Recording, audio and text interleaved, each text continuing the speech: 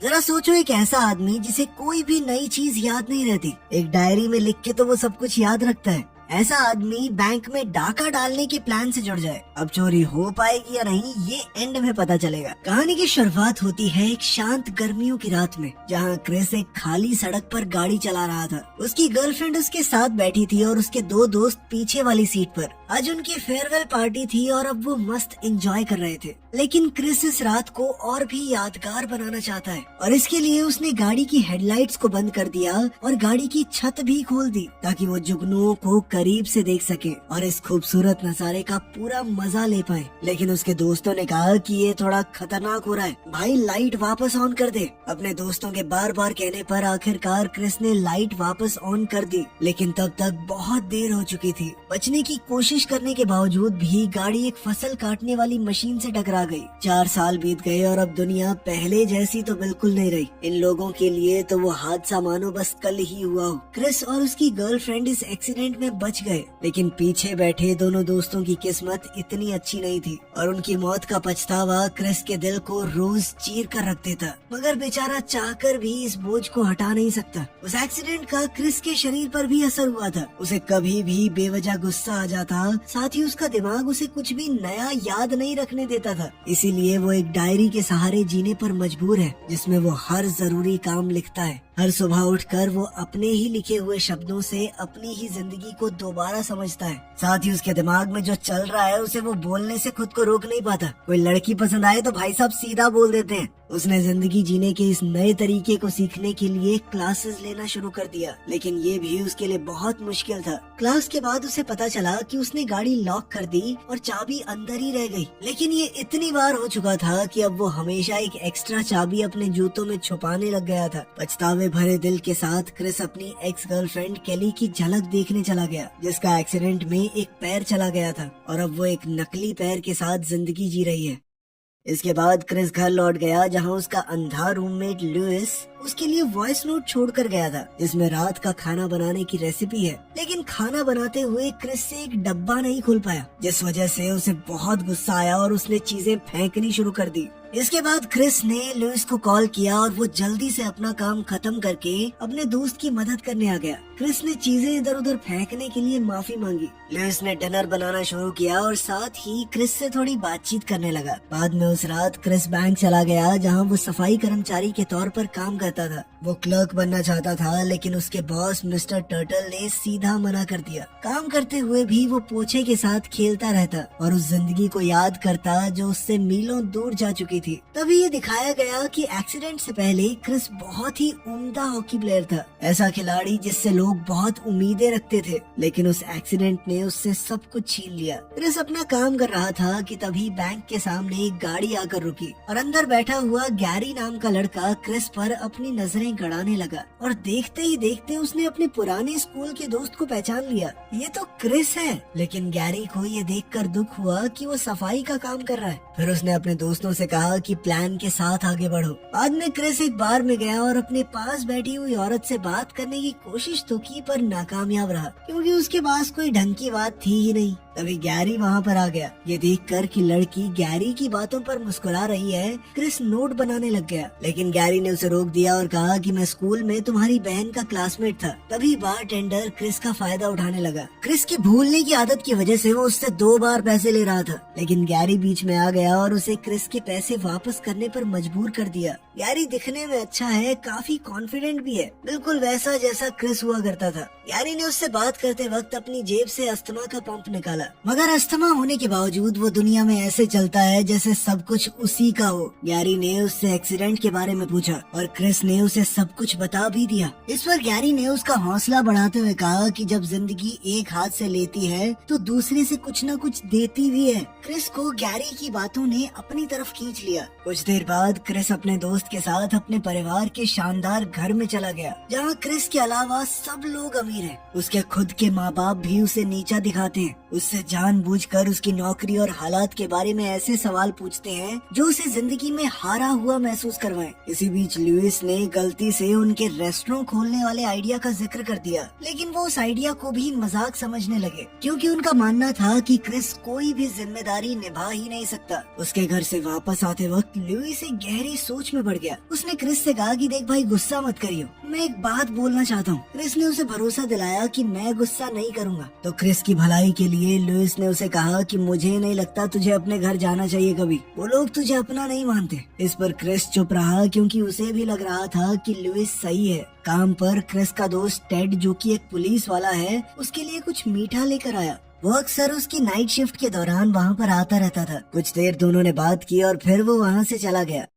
अगली रात क्रिस वापस बार में गया और गैरी की लाइंस को एक और औरत पर इस्तेमाल करने लगा। उसने पूरा कॉन्फिडेंस दिखाने की भी कोशिश की, लेकिन उसकी बात करने का तरीका औरत को कुछ खास पसंद नहीं आया। क्रिस को पूरी तरह शर्मिंदा हुआ देखकर लवली नाम की एक लड़की उसके पास आई और उसने गैरी के कहने से क्रिस के लिए ड्रिंक भी खरीदी। फिर उसने क्रिस से पूछा कि तुम क्या करते हो, लेकिन वो अपनी नौकरी के बारे में बताने में थोड़ा झिझकने लगा और साथ ही बार बार वो उसका नाम तक भूल जाया करता, और इसीलिए लवली ने अपना नाम लिख ही दिया ताकि वो दोबारा न भूल जाए। कुछ ही देर में गैरी और उसकी गर्लफ्रेंड भी उनके साथ जुड़ गए और गैरी उन्हें अपने साथ घर ले गया। यहाँ पर गैरी और उसकी गर्लफ्रेंड ने बेडरूम में गुलू गुलू करना शुरू कर दिया, जबकि क्रिस और लवली एक दूसरे कमरे में एकदम अकेले थे। तब लवली ने बताया कि मैं तुम्हें हॉकी खेलते हुए देखा करती थी और कई सालों तक तुम मुझे पसंद भी थे। वो उन दिनों की उसकी हीरो वाली कहानियाँ याद करने लग गई। बातों बातों में वो एक दूसरे के काफी करीब आ गए। बाद में गैरी ने क्रिस को घर छोड़ा और पूछा कि तुम्हारा अमीर बाप तुम्हारे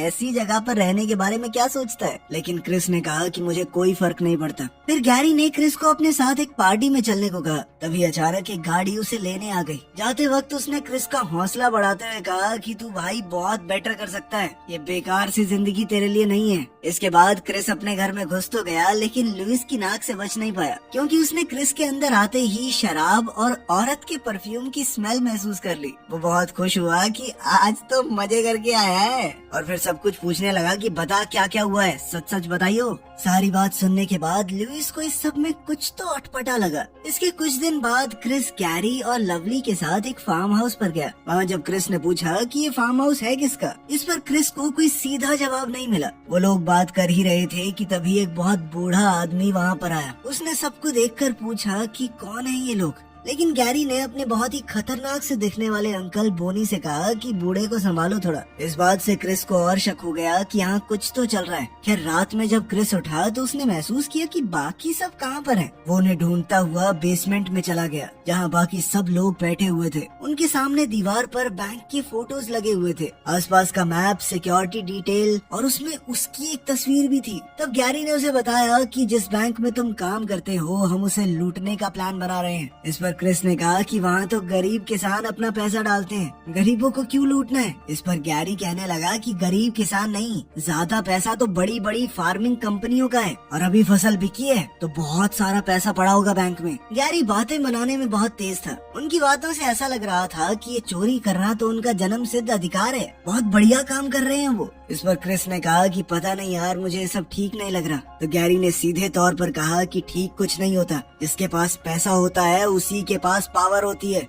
साथ ही उसने क्रिस से कहा कि तुझे क्या लगता है, तू अपने बाप से कल को पैसे मांगेगा, वो तुझे दे देगा? तेरी हालत भी हमारे जैसी है, फटीचर है अब तू, फटीचर। ये बातें सुनकर क्रिस का मूड थोड़ा खराब हो गया। वो वहाँ से निकलने लगा, लेकिन बाहर जाने से पहले लवली ने उसे रोक लिया और दोनों ने रात साथ बिताई। लेकिन अगली सुबह जब वो वहाँ से जा रहा था, तब लवली और गैरी उसे खिड़की से देख रहे थे, जिससे साफ हो गया कि लवली भी गैरी के प्लान में शामिल थी। ठीक उसी दिन क्रिस और लुइस लोन लेने के लिए बैंक मैनेजर से मिले और उसे अपने रेस्टोरेंट का आइडिया बताया। लेकिन मैनेजर ने सिर्फ इतना देखा कि इन लोगों ने कौन सा कभी रेस्टोरेंट चलाया है, बिना किसी एक्सपीरियंस के ऐसे ही कूद रहे हैं। तो उसने सीधे तौर पर कहा कि बैंक तो आपको लोन नहीं दे पाएगा, बजट भी बहुत कम बनाया आपने, इतने में नहीं हो पाएगा। लेकिन उनके काफी कहने पर मैनेजर ने कहा कि मैं थोड़ा सोचता हूँ। लुइस तो अभी भी उम्मीद लगाए बैठा था कि उसने लास्ट में बोला ना सोचता हूँ, लेकिन क्रिस ने उस पर ध्यान नहीं दिया, क्योंकि वो चुपचाप केली को देखने लगा। उसे अभी भी केली से बात न कर पाने का दुख था।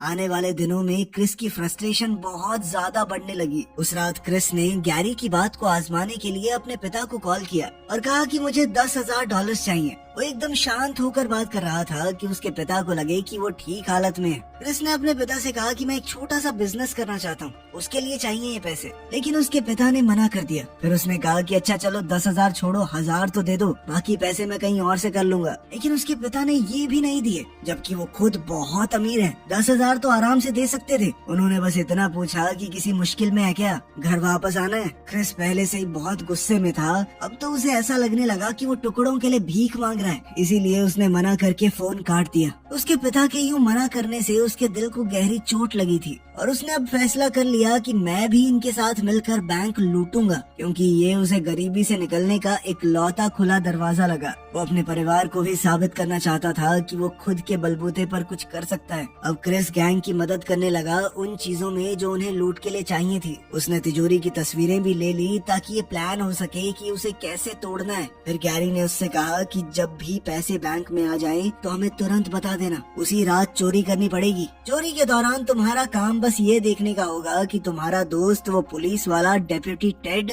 लूट के वक्त अंदर न आ जाए, क्योंकि वो कभी भी आ जाता है, उसका कोई फिक्स टाइम नहीं है, तो उसके हिसाब से प्लान तो बना नहीं सकते। लवली ने वो रात क्रिस के घर पर बिताई। उसके सो जाने के बाद वो फ्रिज से कुछ खाने का लेने गई, लेकिन लुइस अभी जाग रहा था। उसने सोचा कि लवली से बात करने का यही बेस्ट टाइम है। लुइस ने सीधे पूछा कि क्रिस के साथ क्या कर रही हो तुम। वो ये मानने को तैयार नहीं था कि लवली क्रिस से प्यार व्यार करती है। फिर वो लवली को अपने बीते हुए समय के बारे में बताने लगा कि कैसे वो बुरी संगत में पड़कर घर के अंदर ही ड्रग्स बनाने लग गया था, लेकिन उसे कोई आइडिया नहीं था कि ये सब बनाते हुए कितनी जहरीली गैस निकलती है। उस सब की वजह से ही वो अंधा हो गया, जन्म से नहीं था। लेकिन इस पर लवली ने डिफेंसिव होकर कहा कि नहीं नहीं, मैं प्यार करती हूँ क्रिस से, तुम ये सब कैसे बोल सकते हो, तुम्हें ऐसा क्यों लगता है मैं उसका इस्तेमाल कर रही हूँ। लेकिन लुइस ने सीधे तौर पर कहा कि मैं क्रिस के साथ वो सब नहीं होने दूंगा जो मेरे साथ हुआ। क्रिस उनकी बहस को सुन रहा था, लेकिन उसने कुछ नहीं कहा, क्योंकि उसे खुद नहीं समझ आ रहा था कि कौन सही कह रहा है कौन नहीं। कुछ दिनों बाद बैंक में टेड क्रिस को कुछ डोनट्स देने के लिए आया, लेकिन क्रिस जानबूझकर टेड से ज्यादा अच्छे तरीके से बात नहीं कर रहा था ताकि वो उससे नाराज वगैरह हो जाए और लूट वाली रात को आए ही ना। क्रिस ने कहा कि मुझे ऐसा लगता है तू चैरिटी वगैरह कर रहा है, मेरे को दान दे रहा है क्या ये डोनट। इस पर टेड ने सफाई भी दी कि नहीं भाई ऐसा कुछ नहीं है, लेकिन क्रिस अभी भी गुस्सा था तो वो वहाँ से चला गया। उस दिन बाद में जब क्रिस और लुइस एक रेस्टोरेंट में खाना खा रहे थे तो क्रिस हमेशा की तरह वेट्रेस के साथ फ्लर्ट करने लगा। इस पर लुइस ने हंसते हुए कहा कि क्या हरकतें हैं तेरी यार, हर जगह शर्मिंदा करवा देता है। क्रिस वैसे ही आजकल गुस्से में रहता था तो वो चिढ़कर बोला कि हाँ ठीक है ना, ज्यादा टाइम तुझे मेरे साथ नहीं रहना पड़ेगा, कुछ ही दिनों में अपना खुद का फ्लैट ले लूंगा मैं। लुइस को अचानक से मिली ये खबर बिल्कुल पसंद नहीं आई। फिर हम लवली को देखते हैं जो कैब की पिछली सीट पर बैठकर क्रिस की राह देख रही थी ताकि वो जाने से पहले एक आखिरी बार उसे देख सके। उसी दिन क्रिस की छुट्टी से पहले उसका बॉस टटल उसके पास आया। उसने क्रिस से कहा कि मैं तुम्हारी मेहनत से बहुत खुश हूँ, मैं टेस्ट कर रहा था कि मना करूंगा तब भी तुम कोशिश करते रहोगे क्या। अब छुट्टियों के बाद से तुम एक क्लर्क के तौर पर काम करोगे, पैसे भी बढ़ जाएंगे, चिंता मत करना। क्रिस को समझ नहीं आ रहा था कि क्या महसूस करे। उसने ये बात बताने के लिए सबसे पहले लुइस को कॉल किया। उधर लुइस का पहला गेस यही था कि इसने जरूर घर पे कोई गड़बड़ कर दी होगी, लेकिन क्रिस ने उसे बताया कि मैं बैंक में हूँ। लेकिन इससे पहले वो लुइस को पूरी बात पता पाता अंकल बॉन बाकी लोगों के साथ वहाँ आ गया। अब चोरी का समय हो चुका था। क्रिस ने उससे कहा कि मैंने अपना फैसला बदल लिया है। वो उन्हें यकीन दिलाने लगा कि तुम लोग चले जाओ, मैं किसी को नहीं बताऊंगा ऐसा कुछ भी होने वाला था। लेकिन तभी गैरी ने उसके पेट में एक मुक्का दे मारा और कहा कि आज तो काम होकर रहेगा, अब बहुत देर हो चुकी है, सारी प्लानिंग हो चुकी है, हम आ गए है ना यहाँ पे। अब लूट शुरू हो गई और चोरों ने कैमरा की तार काटने के बाद तिजोरी को पिघलाना शुरू कर दिया। लेकिन तभी टेड अचानक से वहाँ आ गया, इसलिए गैरी ने क्रिस पर बंदूक तान दी और कहा कि जितना हो सके नॉर्मल बिहेव करना, और अगर ये बात भूले तो गोली चलेगी सीधी। टेड ने क्रिस से कहा कि आज भाई मेरी लास्ट शिफ्ट है, उसके बाद नया ऑफिसर मेरी जगह ले लेगा, मेरी वाइफ की डिलीवरी है, वहाँ जा रहा हूँ मैं। क्रिस को भी इस बात के लिए तो बहुत खुशी महसूस हुई और उसने ये भी कहा कि पहले भाई गलत तरीके से बात करने के लिए सॉरी। लेकिन टेड ने कहा कि कोई बात नहीं, मुझे पता है कि तू अपने गुस्से पे कभी कभी काबू नहीं कर पाता। टेड चुपचाप वहाँ से चला गया। तिजोरी अब खोल दी गई थी और उन्होंने क्रिस को मजबूर किया कि तिजोरी से पैसे बाहर निकालो। जब लगभग सारे पैसे गाड़ी में रख दिए तो एक बार के लिए लगा कि चोरी तो बड़ी आराम से निपट गई। लेकिन तभी टेड अपने दोस्त के लिए डोनट लेकर वापस आ गया। उसे दोबारा आता देखकर सब हैरान रह गए और जब कोई भी सामने नहीं आया तो टेड को थोड़ा शक हुआ। उसने शीशे की खिड़की में गैरी की परछाई देखी। अचानक दोनों तरफ से गोलियां चलनी शुरू हो गई। टेड ने तुरंत गैंग के 2 मेंबर्स को मार गिराया, साथ ही गैरी को भी घायल कर दिया। फिर जैसे ही वो गैरी को गिरफ्तार करने के लिए नजदीक बढ़ा तो क्रिस ने उसे कहा कि पीछे देखो, लेकिन टेड ने अपनी नजर गैरी पर ही बनाए रखी और तभी बोनी ने टेड की पीठ पर शॉटगन से हमला कर दिया। गैरी ने अपने अंकल से कहा कि इस पुलिस वाले का काम खत्म कर दो और बोनी ने बिल्कुल वैसा ही किया। इसी दौरान क्रिस ने उस गाड़ी को ही चुरा लिया जिसके अंदर पैसे रखे हुए थे। क्रिस ने वहाँ से भागने की कोशिश की, लेकिन उसी पल एक्सीडेंट की यादों ने उसे सताना शुरू कर दिया। वो अभी भी अनजाने में लाइट ऑफ करके चला रहा था तो एक पुलिस वाले ने उसे रोक लिया, लेकिन ये चेक करने के बाद कि हेडलाइट टूटी हुई है, ऑफिसर ने क्रिस का कार्ड चेक किया। उसे क्रिस की बीमारी के बारे में पता चला क्योंकि कार्ड पर सब कुछ लिखा हुआ था। ये देखकर पुलिस वाले ने कहा कि यहाँ से सीधा घर जाना और गाड़ी आराम से चलाना। थोड़ी देर बाद क्रिस ने एक अंधेरी सड़क पर गाड़ी रोकी और गाड़ी की डिक्की खोली। पैसों से डिग्गी भरी पड़ी थी। वहाँ पर एक फावड़ा और सीमेंट भी मौजूद थी। अपना काम खत्म करने के बाद क्रिस अपने घर वापस गया, लेकिन उसने देखा कि लाइट तो ऑन है। उसने अपने दोस्त को कॉल किया तो समझ आ गया कि वो अकेला नहीं है। गैरी ने धमकी देते हुए कहा कि अगर तुमने पैसे नहीं दिए तो लुइस को मार देंगे हम। लेकिन क्रिस ने उसी की सिखाई हुई बात उसे याद दिलाई, मेरे पास पैसा है मतलब पावर भी मेरे ही पास है, और लुइस के थोपड़े पे अगर मुझे जरा सी खरोच भी दिखी ना तो पैसा तो भूल जाना तुम लोग, बेशक मार देना फिर दोनों को। क्रिस ने गैरी से कहा कि जगह मैं बताऊंगा, वहाँ पर पहुँच जाना। क्रिस अब अपनी डायरी देखकर गैरी और बोनी को मारने का प्लान बनाने लगा ताकि वो लुइस को बचा सके। वो अपने माँ बाप के घर गया और अपने पिता की बंदूक उठाई और उसे पैसों से भरे हुए बैग में छुपा दिया। तभी क्रिस की आंख लग गई और उसने सपना देखा कि वो केली से बात कर रहा है और उसने उसे माफ कर दिया है। वो कह रही थी कि मैं एक्सीडेंट से आगे बढ़ चुकी हूँ,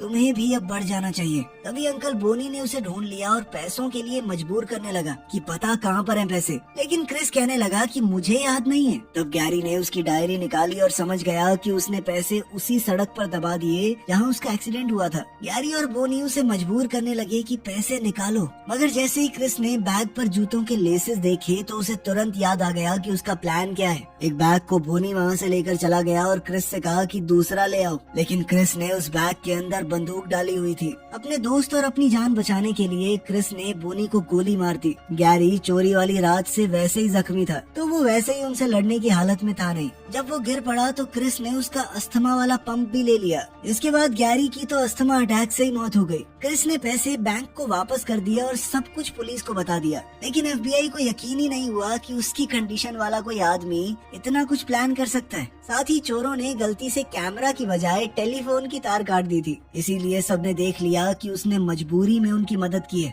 और वो तो उसे मुक्का मार के अंदर घुसे थे। इसके बाद क्रिस ने अपने बॉस मिस्टर टटल से लोन लिया और उन्होंने भी इतना सब कुछ होने के बावजूद उस पर यकीन किया। कुछ समय बाद क्रिस ने लुइस के साथ अपना रेस्टोरेंट खोला। अब उसके स्वभाव में भी सुधार आने लगा था। क्रिस के पिता और मिस्टर टर्टल रोज उसके रेस्टोरेंट पर आते। क्रिस ने दोबारा स्केटिंग शुरू कर दी और दिल में उम्मीद बनाए रखी कि केली कभी तो उसे माफ कर देगी और हो सकता है वो दोबारा उनके रिश्ते को जोड़ने के लिए मान भी जाए। वीडियो पसंद आई तो लाइक कर देना, चैनल को सब्सक्राइब कर लेना। मिलते हैं अगली वीडियो में।